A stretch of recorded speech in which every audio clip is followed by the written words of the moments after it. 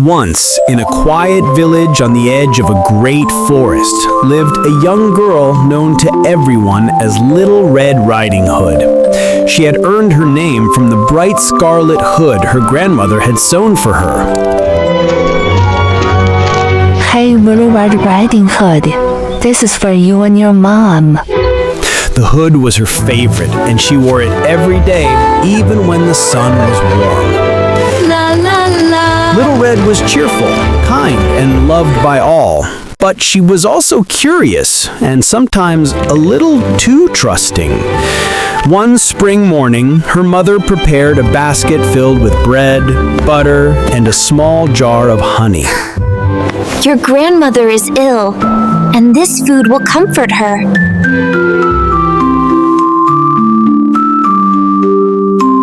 Take it straight to her cottage. Remember, sweetie, do not wander off the path, and do not speak to strangers. As soon as she entered the woods, Little Red skipped and twirled along the trail, humming a cheerful tune. La la la. Her sweet voice rose and fell like the song of a little bird.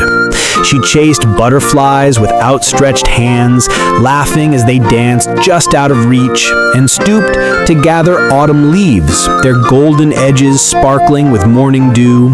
She held them up to the light, smiling at how they shimmered like tiny pieces of treasure. Every step felt like an adventure, and her basket swung lightly on her arm as she wandered deeper into the forest. Suddenly, a deep voice called out, "Good morning, little girl." From the shadows stepped a gray wolf, his eyes gleaming with a sharp and clever light. Startled, Little Red froze. Remember, sweetie, do not wander off the path, and do not speak to strangers.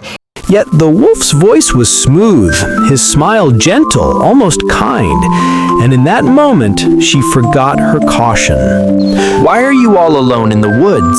Oh, I am just going to visit my grandmother. She has been feeling ill, and I'm bringing her food to help her get better.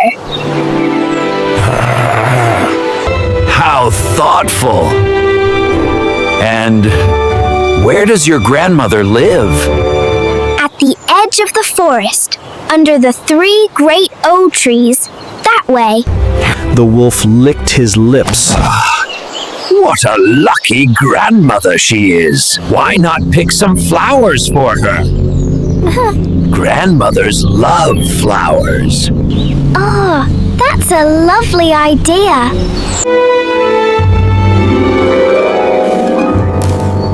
Meanwhile, the wolf padded silently through the trees faster than any child. He reached the grandmother's cottage long before Little Red arrived. The old woman lay in bed, weak but cheerful. Come in, dear child. The wolf entered instead. With one leap, he swallowed the grandmother whole.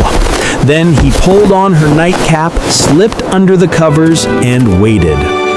At last, Little Red Riding Hood arrived, her arms full of flowers, their bright colors spilling over the edge of her basket.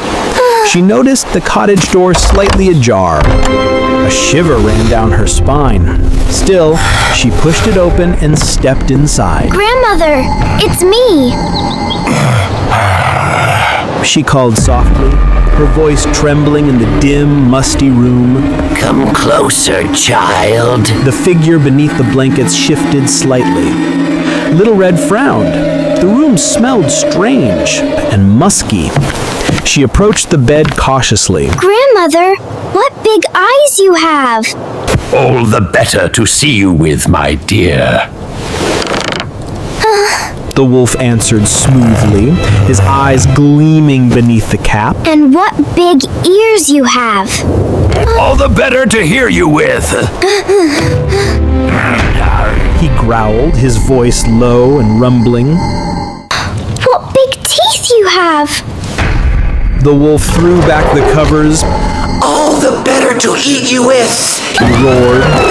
With that, he leapt from the bed. She tried to run, but the wolf caught her cloak, dragging her back with his claws. His hot breath brushed her cheek as he opened his jaws wide. At that very moment, a woodcutter passing by heard the cry echo through the trees. He burst into the cottage. Get away from her, beast! With one powerful swing, he struck the wolf. The creature collapsed with a final snarl, and out tumbled the grandmother, shaken but alive. I'm so sorry. I should have listened to Mother. I should have stayed on the path. Curiosity is not wrong, child, but trust must be given wisely. Not every smiling face is kind. Remember that, and you will be safe.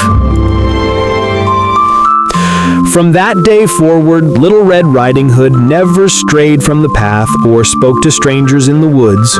She grew wiser with every step she took, and the tale of her adventure spread through the village, reminding all children, listen to your parents, beware the wolf, and walk carefully in the world.